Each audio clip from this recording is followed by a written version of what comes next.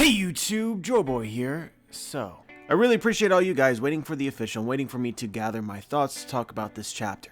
But yeah, chapter 968 of One Piece is out.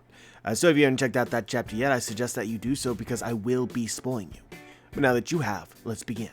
So yeah, with this chapter we conclude Oden's time as a pirate and a member of the Roger Pirates, and it appears to me as if we probably only have one more chapter left of Oden's adventures as a whole, before heading back to present time. This was another great chapter, obviously. This is like the third week in a row of just an absurd amount of in-game type hints and clues. But honestly, I'm finding myself more and more by the day kind of ready to get back to Luffy and Wano. There's not really too much more that Oda could hint at without actually revealing the things. In my opinion, this was a great place to call it good, even though I enjoyed it. I think that we've gotten our teaser, and now it's time to see why the Wano arc is this hyped up thing that Oda has spent years and years building up our expectations for. I'm sad to see the Roger Pirates go. I enjoyed seeing all the pieces and the snippets coming back together, but I think that for me it's about time that we kept going forward. Obviously we have a lot to chew on.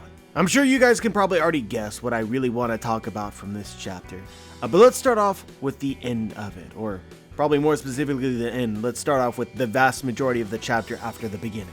Soon enough, we are going to see Oden fight Kaido, and then Oden is going to die. I just want to put this out there, but we already know that Oden was boiled alive. My theory has been that afterwards, Orochi actually ate him. Orochi is already described and shown to be a kind of cannibal, and several times, Oda has alluded to the possibility of Oden being food. I sincerely doubt Oda will actually show this. It'll probably be something that is implied, but if he does, I'm for real, guys. I'm busting open my door, I'm taking the streets to my local airport and hitching a plane to Japan to find Orochi and end him. I really believe this. Hear me out when I say it.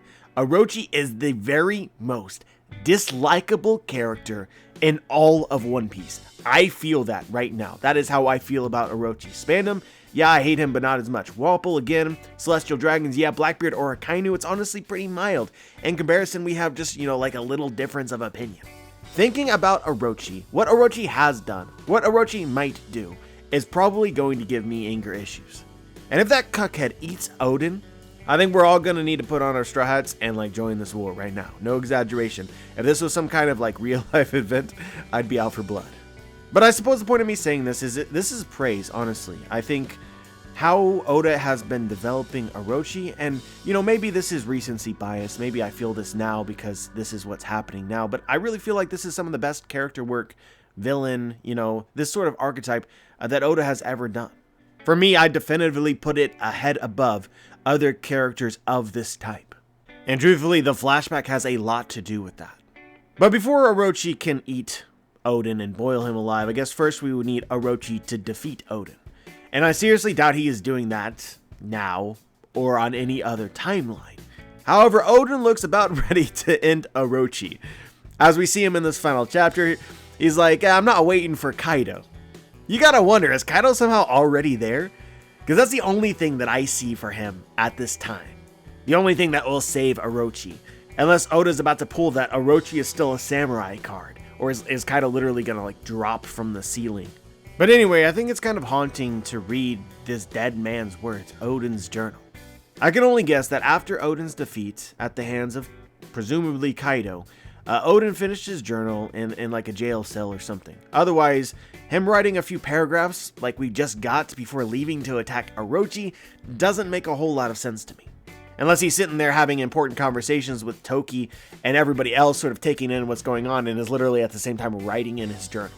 Every 5 sentences or so he writes a thought, wow, I really don't like this Orochi guy. But I kind of wonder whether the journal itself is in some way important. We're reading this as if it were Oden's actual journal, but does this journal exist? Could we, or characters in the story, actually read it as well? Or is it just sort of embroidery to the flashback, meant to kind of stylize it? Honestly, guys, here, I probably read too much Brandon Sanderson, where it seems like in every Cosmere book, the books that we get to read snippets of in the footnotes are actually intended to be read in full by the end of the story by the characters, and are actually very important discoveries. But it'd kind of be high-key sick if this was like Orochi's treasure, like what he reads before bed. Sycophantic still of Oden and his adventures. Wouldn't that add like a layer of something to this? Still idolizing Oden despite everything that has taken place? Or perhaps this journal is the reason Kaido is interested in Momonosuke. Remember, Kaido has expended a lot of effort, energy, in order to capture the samurai for some reason. We are led to believe that he's interested in Raizo, but Raizo by himself is not particularly important. He's not the guy that Kaido should be looking for. The actual person of significance is Momo. Perhaps he expects Momonosuke to also be able to read the poneglyphs like his father. Makes a lot of sense, right? How would he know that? He would know that by reading Oden's journal. Anyway, I'm pretty sure most of you guys have picked up on this, but this chapter kind of emphasizes it a little. Denjiro is just gone, man.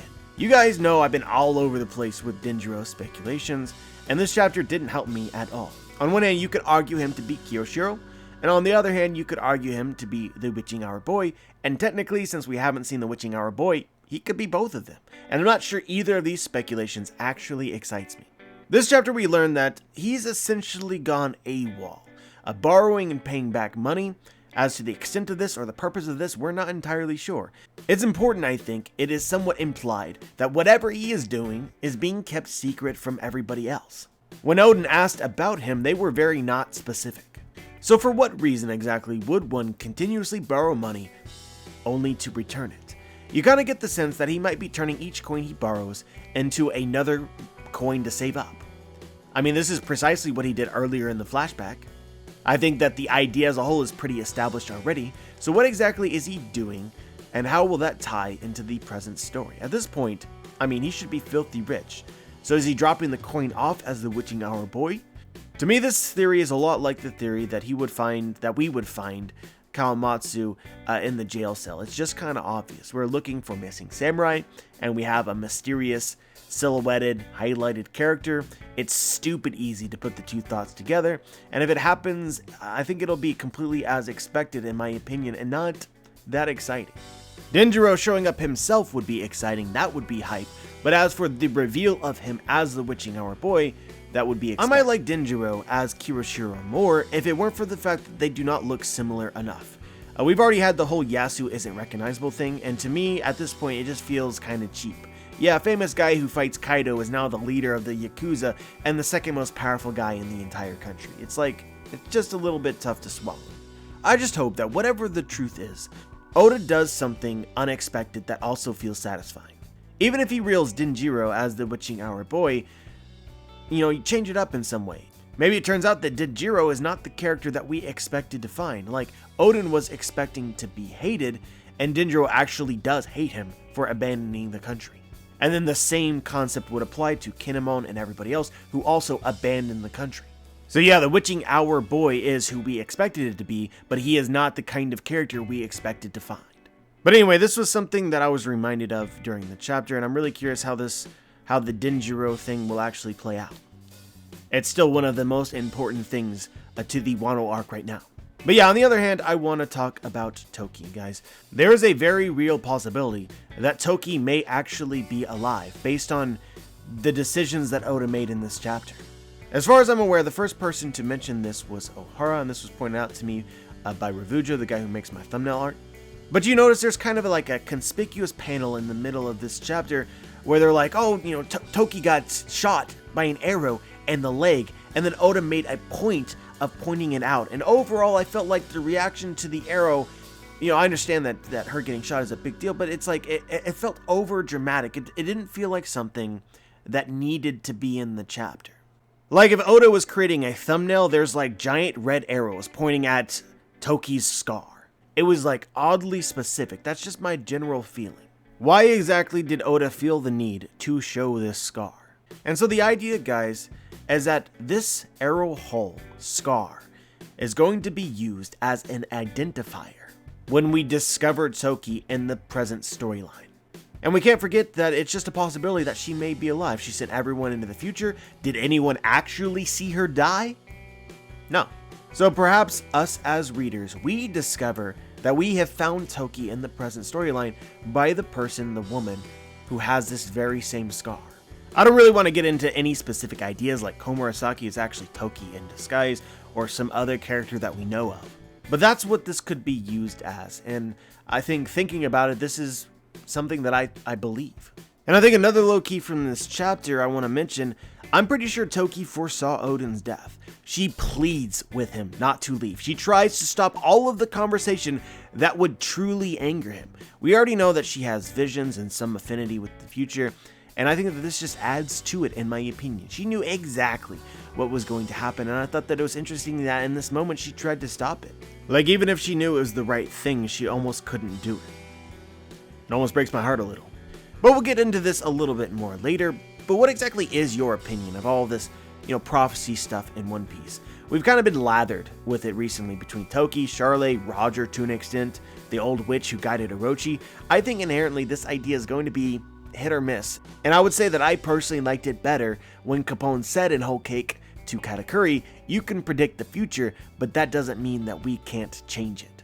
I'd honestly prefer if all of the prophecies predicted doom rather than victory and Oda subverted them. But yeah, Void Century stuff. I've honestly taken my time to think through what was revealed in this chapter and what I think about it. This is, I think, an ideal chapter to potentially say something stupid. And you guys know that I say my fair share of dumb stuff, so let's try to avoid that. And fail, of course.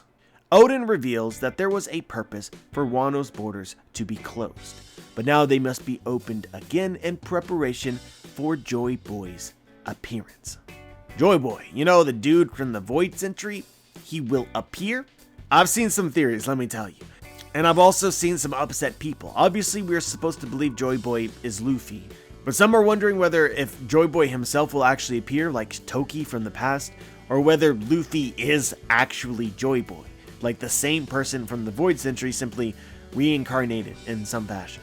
I think that this is a lot like the Big Mom amnesia reveal from earlier in the arc. Man, people hate tropes. Despite One Piece being full to the brim with every trope you could possibly imagine, and for whatever reason only some of them are being cherry-picked. For some reason, some tropes are just off limits, and I'm not exactly sure why this is the case. Perhaps some people have been burned badly by them, or maybe this is a it's cool to hate certain things because the internet says so sort of deal. Tropes are tropes because people like them. They are popular. That's why every shonen created nowadays has a tournament arc. The 80s and the 90s of manga cemented that this is a thing people obviously love if they do it right, so they do it again and again and again. This is why you have tropes. They're repeated because people enjoy them, or they are a part of other successful creations. You could compile a very long list of generic tropes that Oda has borrowed. Oda is not trying to make people hate One Piece, I can tell you that much for sure. Nor is this really lazy writing in and of itself. This is just a thing that when done well, people enjoy it. Anyway, my point being, some of my favorite stories ever have featured a Child of Destiny sort of character. It has been painfully obvious for over a decade that Luffy is the chosen one. Destiny, or fate, whatever you want to call it, is on his side. And this is a central idea in One Piece. Whether you like it or not, it's subjective. I would say personally, this is me personally, I don't believe in destiny and fate. I don't think people are micromanaged like that. Things do happen, yes, but other things could have happened. There's an element of randomness. Again, this is just my personal philosophy, and you don't have to. I'm not asking you to agree. But I believe each person has almost limitless potential to become one of many things, and each decision that they make takes them along a path in a unique way. In an alternate universe, I never decided to come onto YouTube. This isn't my destiny, it was my decisions. And I personally like giving myself that power of choice. I'm also not afraid to blame myself for my own mistakes and circumstances. Sometimes I'm at fault, and I'm going to I'm going to take the blame for it. I'm not going to blame fate. So from this perspective, I definitely don't need a Child of Destiny in my story, nor do I particularly agree with the concept like that. Or at least it's not fundamental to me personally. But at the same time, I enjoy prophecies and stories. Sometimes they can be really hype. Some good examples of stories which use the concept that shaped my childhood to some extent was Harry Potter or The Wheel of Time. The existence and reliability of prophecies depends on fate and destiny to work. This thing will happen in one particular way assuredly, regardless of its probability. I understand that my philosophy is not everyone's. and regardless, I enjoy philosophical discussion. These are worthwhile questions. But if you believe in fate, I think it's natural to write it or write about it in your story. Or if you're interested in discussing it, you can comment on it using your story. In my opinion, this is kind of a necessary thing which makes fiction great. It is one of those core ideological things. We are always trying to understand, our place in this world and why things are happening as they do. The funny thing is, even if Oda didn't bring up Chosen One tropes, Luffy could still be the Chosen One. Fate either exists or it doesn't. It's binary, one or the other. Things will continue to happen, and we will never know if it would ever have played out differently. So Oda really is just clarifying it for us. He, I think, is kind of sharing his philosophy and worldview. So long story short, I'm not with anybody who is bothered by this. Luffy is the chosen one. I think that there is a reason this idea is prevalent, and I think the discussion around it, although has been done quite a lot, is as relevant as it would ever be. So going back to One Piece, it seems clear enough to me, Luffy is Joy Boy, and it appears that this prophecy of his return, it exists. Oden comments that he's looking for Joy Boy to appear, therefore there must be a prophecy of Joy Boy appearing.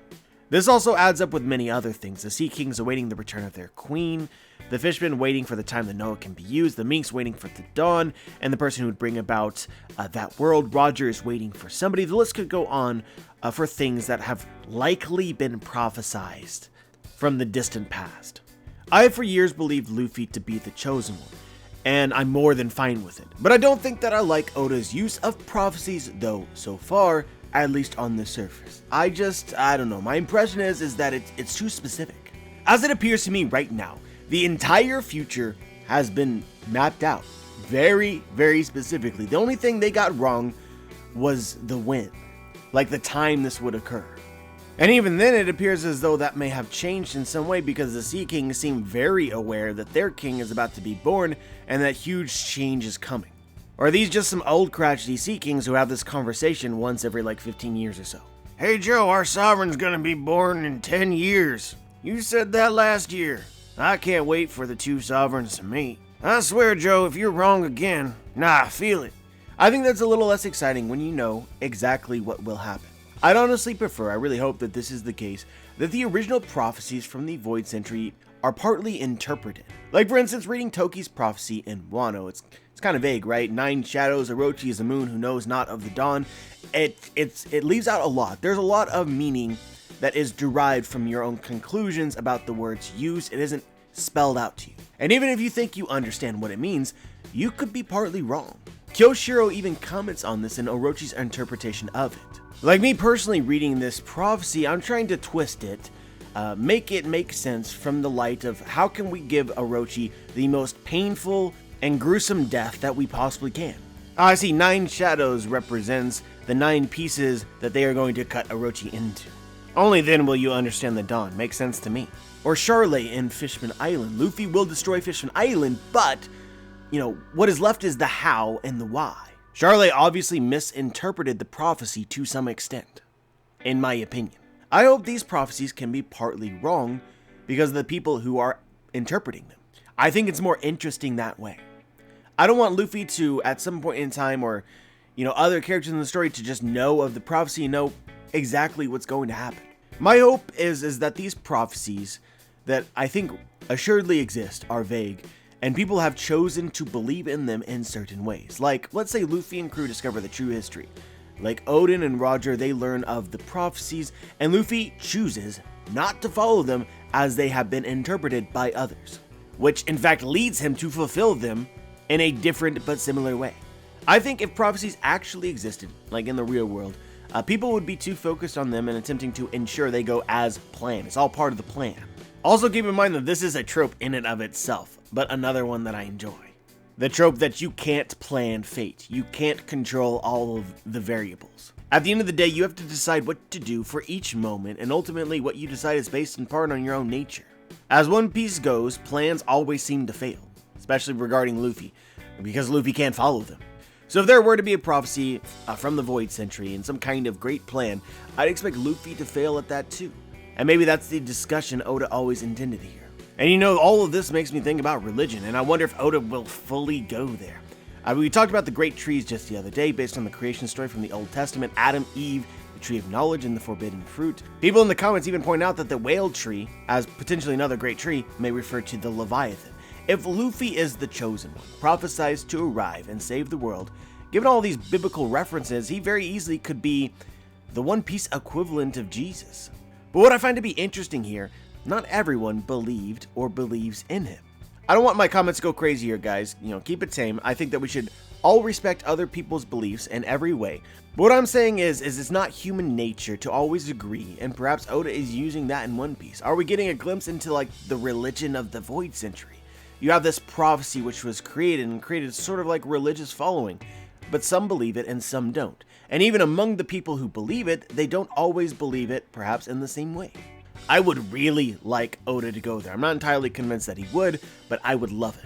But yeah, let's get to the point. I see people speculating Luffy is Joy Boy reincarnated, or that Joy Boy is actually alive from the Void Century. My belief is that Joy Boy is simply a title. Whatever prophecy predicted that Joy Boy will arrive, predicted Joy Boy in the first place. But who Joy Boy actually was, they didn't really know, even if they thought that they did. The Joy Boy that we know of from the Void Century, that was not his actual name. That was the name he was given.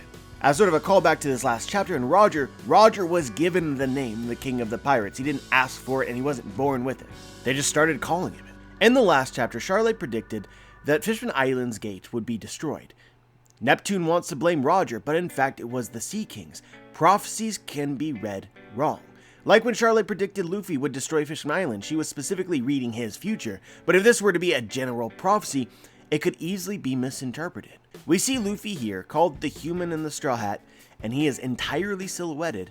I like to think of Joy Boy being the name they gave the person of prophecy.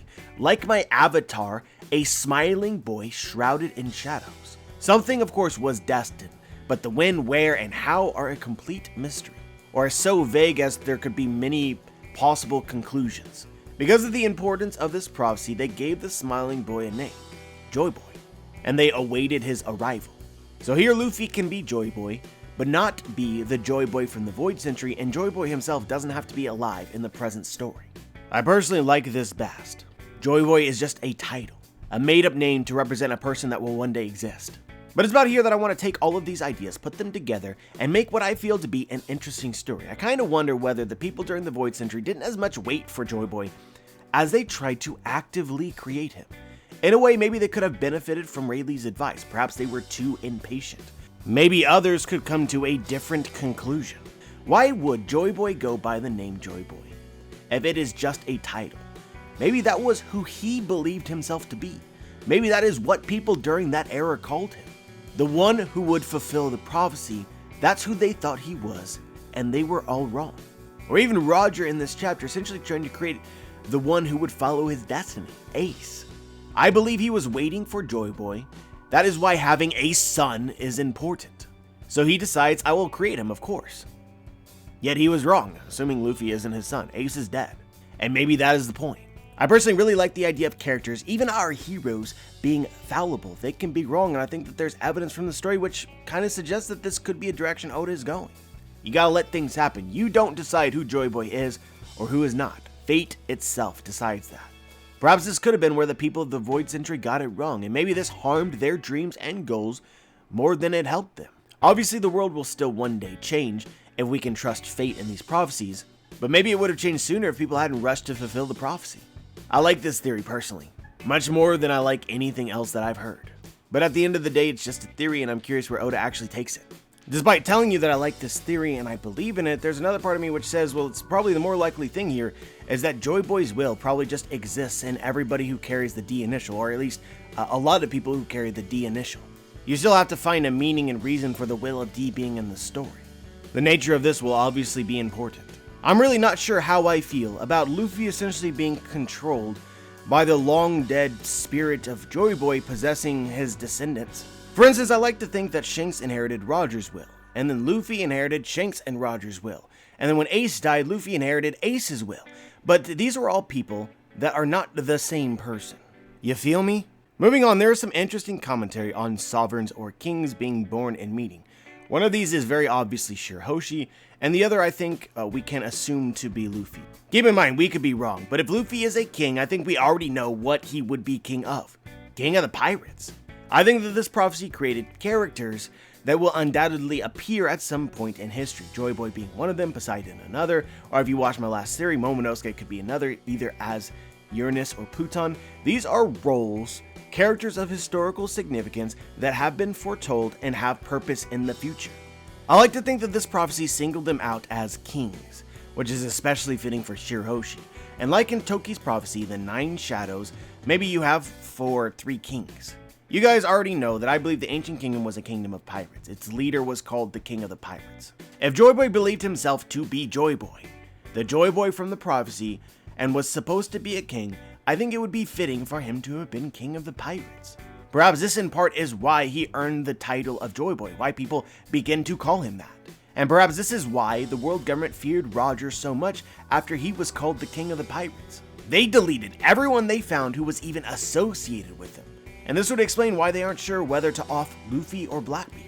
And I think that this in and of itself begs the question to the world government who might still know of this prophecy to this day, potentially believe that it could be either Blackbeard or Luffy is the actual Joy Boy. Is the wording so vague that even despite Luffy and Blackbeard being completely different people, and they should know this, it still isn't clear. The one who will change the world, the smiling boy, is foretold to be the King of the Pirates. This is what was meant when the Sea Kings say they are excited for the time when the 2 sovereigns, the 2 kings, meet. You have the King of the Sea Kings and the King of Kings. I think that this idea would become really interesting if at any point in the story Blackbeard were to meet Shirahoshi. But we aren't even done yet. Revujo joked a couple days ago to me that this would be a chapter where I spend 95% of the video talking about 2% of the chapter, and it's like totally true. But I want to talk about the One Piece. There was a huge translation difference between the scans and the official this week. The scans and the spoilers gave me the impression that the One Piece was a totally random name that has no significance whatsoever. That's just what people started to call Roger's treasure, and that's the end of it. The name One Piece itself holds no meaning. This honestly shoots down a lot of my favorite theories. Like the One Piece is an idea, goal, or dream from ancient times to unite the seas and the people who live on it. One Piece, or Piece One. One Piece as the worlds together in one piece, undivided. I understand that this is my want playing out here, but it's the title of the dang manga, and I would like for the name to hold significance. However, the official was there to save it for me. Yes, the people called Roger's treasure the One Piece, and he did not disseminate that name himself. However, upon hearing this, Roger says, and they have no idea. I am interpreting this as, this is obviously me fitting the line into the narrative, but the One Piece is an actual thing that Roger learned of on the poneglyphs. He suggests the people have no idea of this fact, and it amuses him. I personally really like the thought that even if the Void Century was erased and the history lost, they couldn't kill the idea of the One Piece as like this world's greatest treasure. Like that's what the phrase itself means, and it's pure form from long ago, the One Piece, the greatest treasure anyone could ever have. That's like its definition. And people still seem to fundamentally understand what One Piece as a phrase, as an idea represents. The world government and the celestial dragons were unable to kill it. And I think that this might be lost on a few people, but how exactly do you open Wano's borders? It is highly implied in this chapter. The reason Wano is closed off is because of its weather. It is damn near impossible to get in. Even Whitebeard, prime Whitebeard, couldn't manage it without wrecking his ship. If you want to open the borders, you have to change the currents around Wano themselves. Otherwise, opening the border is a kind of pointless act because still 99.9% of people are never going to visit it. Now that is some food for thought. Will some power that is capable of this feat reveal itself during the Wano arc? And we think that we know the powers of Poseidon and the powers of Pluton. Will Uranus appear? How exactly do you completely change an island's weather like that? Not just in the short term, but in the long term, forever change its weather. Keep in mind, Wano itself is mostly beautiful, but the seas that surround it are another story entirely. You almost feel that there has to be a power, some sort of magic involved, and regardless of this, we still don't know why every island in the Grand Line has unique and crazy weather. When you pass between these areas, where 2 islands' weathers, for lack of a better word, meet, the weather is crazy, and we've already speculated that Wano may be a creation of 6 individual islands being placed together. Is this part of Wano's barrier, why the borders are closed? I think that this idea as a whole adds a lot of credibility to the idea that the Grand Line is partially manufactured. It was like built. A person with powers individually changed each island's weather for some purpose.